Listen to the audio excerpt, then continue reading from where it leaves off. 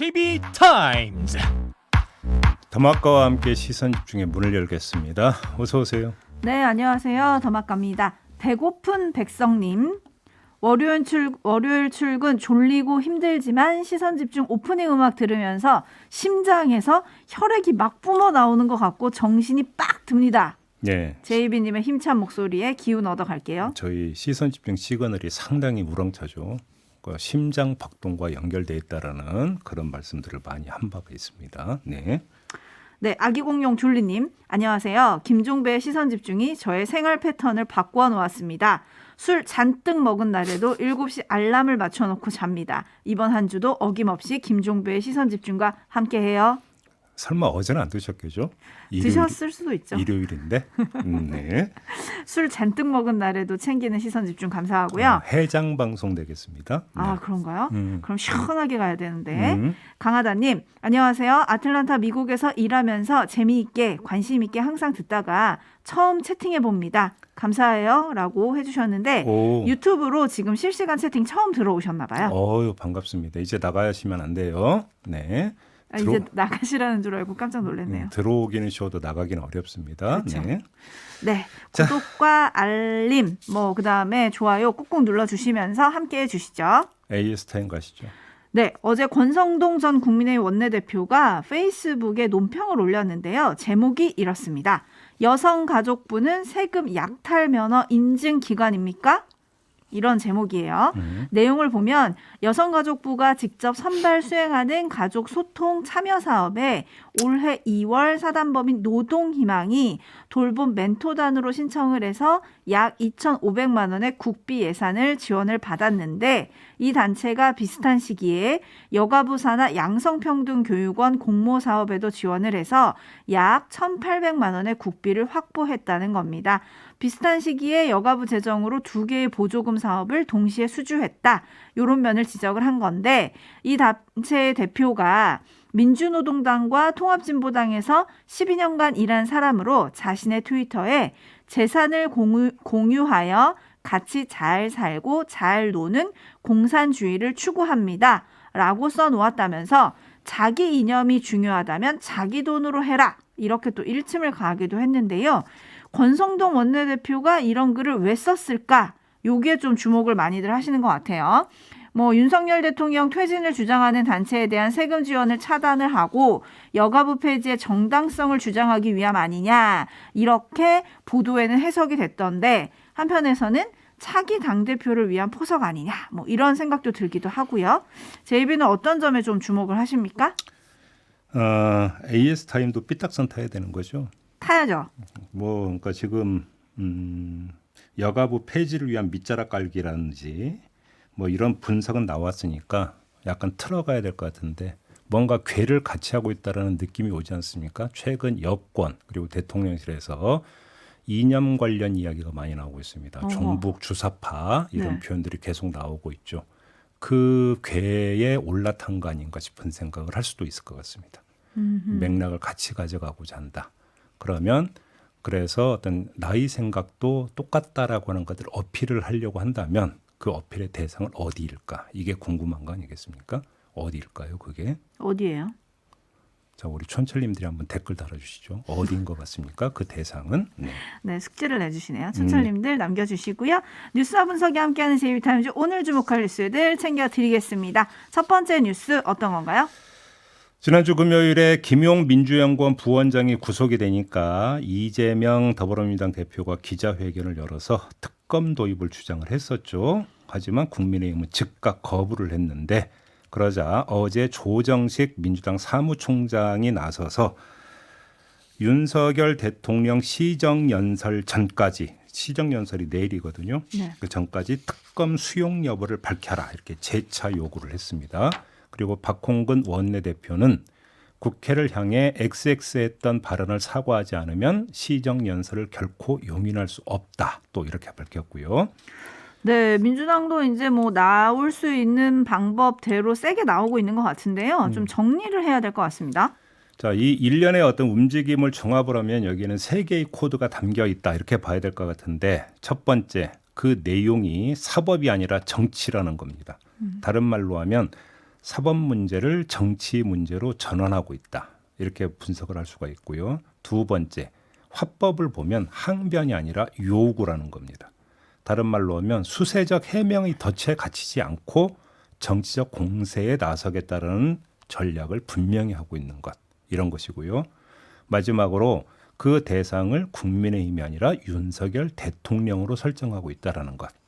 다시 말해서 정치적 관역을 분명히 하고 있다. 전선을 확실히 긋고자 한다. 이런 해석이 가능해지겠죠. 자, 민주당이 이 전략을 들고 나온 이유는 분명해 보입니다. 사법 문제를 둘러싼 팩트 싸움 내지 위법성 논란으로 가면 대중 참여가 막혀버립니다. 지지층은 일단 지켜볼 수밖에 없습니다. 팩트 체크하는데 지지층 입장에서 여기에 참여하는 데는 한계가 있다는 것이죠. 그렇죠? 사실에 접근하는 데 어떤 그 물리적 한계가 있기 때문에. 근데 이런 국면이 연출이 되면 다시 말해서 팩트 체크라든지 위법성 논란 이런 국면이 연출이 되면 그 국면을 언론이 주도하게 되고 민주당은 더 촘촘한 울타리에 갇힌다. 이렇게 판단했을 수가 있겠죠. 자, 이런 갇힌 상태를 막기 위한 게 바로 사법 문제를 정치 문제로 전환시키는 겁니다. 나아가서 요구를 구호화하는 것이죠. 구호로 만들면 지지층의 결집은 훨씬 더 용이해지는 거고 나아가서 결집이 행동으로까지 이어질 수도 있다. 그래서 방탄막이 한층 두꺼워질 수 있다. 이렇게 판단했을 수가 있다라는 겁니다. 아울러 그 행동의 대상을 또렷하게 설정해 줌으로써 윤석열 대통령 대 이재명 대표라는 구도를 창출할 수 있고요. 이런 구도를 창출하면 윤석열 대통령에 대한 감정적 반발과 이재명 대표를 중심으로 한 감정적 결속까지 끌어낼 수 있다. 이렇게 판단을 했다고 분석을 해볼 수가 있을 것 같습니다. 그래서 224대 0 이것도 이제 부각을 하는 건가요? 그렇죠. 조금 전 말씀드린 대로 감정적 반발을 위한 윤활유의 성격이 있겠죠. 김건희 여사의 문제를 더 이제 부각을 시키면 그리고 두 번째 어차피 특검 제안을 안 받을 게 뻔한 상황에서 그 거부의 정치적 배경 나아가 부당함을 부각시키기 위한 밑자락 깔기다. 왜 그러냐면 특검 이야기가 나오면 세트가 뭐가 되겠습니까? 김건희 특검 아니겠습니까? 네. 그렇기 때문에 걸쳐놓는다. 이렇게 이해를 하면 되겠죠. 하지만 당 내부에서는 이제 물러나시라 이런 김혜영 전 최고위원 같은 사람은 쓴소리를 좀 하던데요. 근데 사실 이 장면은 그동안 익히 보아왔던 장면들 아닙니까? 익히 보아왔던 장면이기 때문에 앞으로의 전개 과정도 얼추 예상이 가능할 것 같은데요. 지지층의 행동화에 성공한다면 당 내부의 다른 목소리는 지지층에 의해서 제어될 것이다. 이렇게 봤겠죠. 언론이야 뭐 이런 딴소리를 크게 키우려고 하겠지만 당 내에서의 세력 규합과 행동 돌입은 지지층에 의해서 저지될 것이기 때문에 한마디로 얘기하면 찻잔 속의 태풍에 지나지 않는다. 이렇게 판단을 했을 수가 있다라는 겁니다. 그리고 당장 지지층이 아니라 당 내부에서도 왜 이러느냐라고 하는 지금 반발의 목소리가 벌써 나오고 있는 상황 아니겠습니까? 그렇게 크게 중요하지 않다 이렇게 보고 있는 것 같습니다. 그러면 크게 중요하지 않다. 지금 큐빅 동지님이 요즘 정치는 정말 너무 동떨어져 있네요. 먹고 살기 힘들다고 그렇게 얘기하는데 지금 정치권 뭐 합니까? 또 이런 쪽으로 시선을 지금 보내시는 분도 계시고요. 지금 민주당이 특검을 주장하는 거에 대해서 무과금 플레이어님은 공격이 최선의 방어라는 말씀입니까? 라고 해주셨고 그렇습니다. 반면에 민주당의 특검 주장은 시간 끌기용이다. 그걸 왜 들어줘야 되냐. 이런 의견을 보내시는 분들도 있고요. 반면에 프린스님은 공정과 상식은 쌍특검입니다. 라고 또 특검 가자. 뭐 이런 분들도 계시긴 한데요. 아무튼 뭐 이미 국민의힘에서는 즉각 거부를 했기 때문에 잠시 후 2부에서 주호영 원내대표와 인터뷰가 예정이 돼 있긴 합니다만 이 인터뷰에서 주호영 원내대표가 어떤 대답을 내놓을지는 얼추 이제 그 짐작 가능한 거 아니겠습니까? 네. 아무튼 인터뷰 내용에 좀 귀 쫑긋해 주시기 부탁드리고요. 네, 그리고 또 하나 제이비가 앞서서 언론이 이제 이런 상황을 주도하게 되고 이런 얘기를 했잖아요. 네. 근데 주말 사이에 보면은 유동규 전 성남도시개발공사 기획본부장의 입에서 나온 이야기가 연일 보도가 되고 있습니다. 네. 유동규 전 본부장은 또 추가 폭로도 예고를 한 상황이거든요. 이거는 어떻게 봐야 됩니까? 그러니까 뭐 이제 유동규 본부장의 주장에 대해서 여기서 뭔가 그 확인할 방법은 없습니다. 그렇기 때문에 조심스럽게 그러니까 접근을 해야 되는데 다만 환경적 요인은 이야기할 수 있을 것 같습니다. 언론이 그 주도할 수밖에 없다라고 하는 이유는 뭐냐면 그 팩트와 관련된 것은 어차피 수사를 그 하고 있는 검찰 주변에서 흘러나올 수밖에 없습니다. 구조적으로. 그렇죠? 그런데 검찰 주변에 국민이 접근할 방법은 없다. 하지만 언론은 취재가 가능하다는 점에서 언론이 주도할 수밖에 없다라고 하는 진단을 내놓은 건데요. 여기에 하나가 더 추가가 돼야 될 것 같습니다. 유동규 본부장의 입이 지금 추가가 되고 있는 거 아니겠습니까? 그러니까요. 검찰이 이른바 언론 플레이든 뭐든지 이걸 하는 수준을 넘어서 유동규 본부장이 직접 플레이어로 지금 뛰어든 거잖아요. 그리고 언론은 유동규 본부장 입에서 나오고 있는 것들을 지금 받아서 보도하고 있는 것이고 네. 그렇기 때문에 요 관련 내용은 더 많이 나올 수밖에 없을 것이다. 그리고 언론 보도는 더 많아질 수밖에 없을 것이다라고 봐야 되는 것이죠. 바로 이런 점에서 유동규 본부장이 한마디 한마디 할 때마다 민주당에서 대응을 해서 그게 아닙니다. 사실은 이것입니다. 라고 만약에 맞대응을 한다면 그거는 유동규 본부장의 깔아놓은 멍석 위에서 춤을 추는 것이다. 민주당은 그렇게 보고 있을 수가 있다는 것이죠. 그렇기 때문에 여기에 대해서 팩트가 맞네 틀리네 일일이 대응하는 것 자체가 민주당 입장에서는 손해다. 이렇게 판단했을 수가 있다는 겁니다. 근데 그렇다고 침묵하기도 조금 난감하지 않을까요? 그러니까 이제 특검해서 명명백백하게 밝히자. 지금 이렇게 이제 그 큰 드럼으로 지금 이제 치고 나온 것이라고 봐야 되는 거죠. 네, 여기에 대한 여당의 대응 잠시 후 주호영 국민의힘 원내대표에게 직접 들어보겠습니다. 계속 시선 집중해 주시고요. JB타임스 다음 주목할 뉴스는 어떤 건가요? SPC 계열사에서 또 안전사고가 발생을 했습니다. 어제 오전 6시 10분경에 성남 샤니 제빵 공장에서 40대 노동자가 기계에 손가락이 끼어 절단되는 사고를 당했습니다. 아이고. 이 노동자는 컨베이어 벨트로 올라가는 빵 제품 가운데 불량품을 빼내려다가 기계에 손가락이 끼었다고 하는데요. 병원으로 옮겨져서 일단 접합 수술은 받았다고 합니다. 어떻게 이런 일이 이렇게 자꾸 되풀이가 될까요? 그러니까요. 그게 문제인데요. 허영인 그 SPC그룹 회장이 지난주 21일 기자회견에서 이렇게 약속한 바가 있습니다. 잠시 들어주시죠.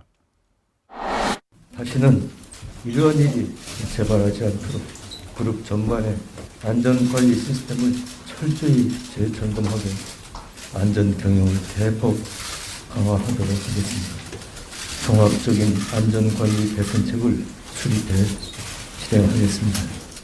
또한 안전경영위원회를 설치해서 안전관리 감독 기능을 강화할 수 있도록 하겠습니다.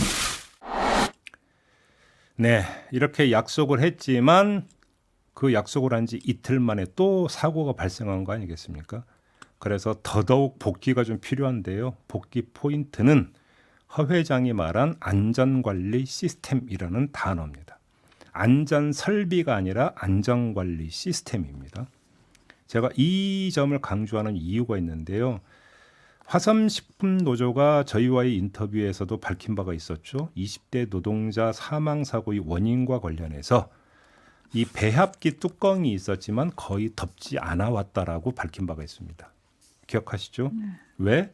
작업 속도가 너무 빠르기 때문에 뚜껑을 닫았다가 일단 멈춤하고 재료를 붓고 다시 뚜껑 닫고 배합기 돌리고 할 수가 없다. 작업 공정상. 그래서 그냥 꺼놓고 뚜껑 열어놓고 작업을 해왔다. 이렇게 밝힌 바가 있지 않습니까? 자, 여기서 어떤 문제가 확인이 되는 겁니까? 안전을 좌우하는 건 단순히 설비뿐만이 아니라 속도도 포함이 된다는 겁니다.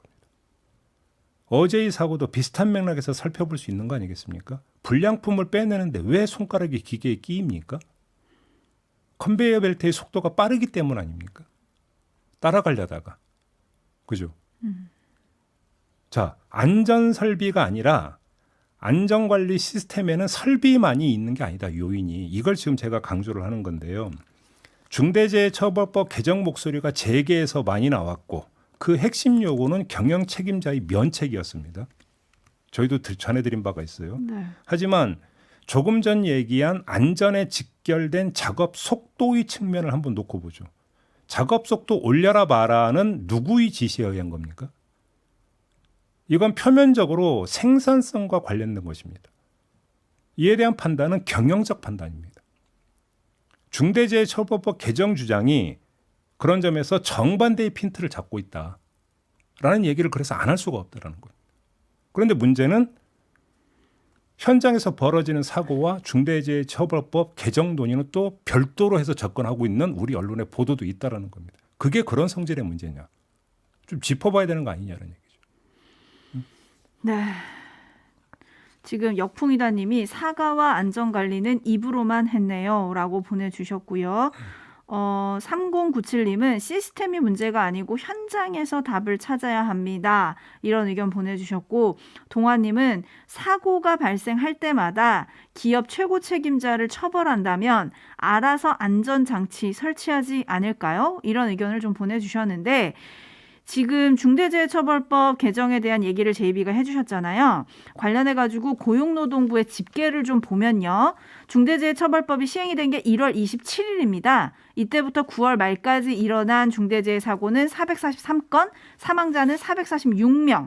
하루에 사망자가 1.8명꼴로 지금 안타까운 목숨을 잃고 있는 건데, 이게 문제는 지난해 같은 기간과 비교해도 수치가 거의 비슷하다는 거예요. 한마디로 법이 생겼어도 산업재해로 목숨을 잃는 근로자는 줄고 있지 않다. 이거거든요. 네.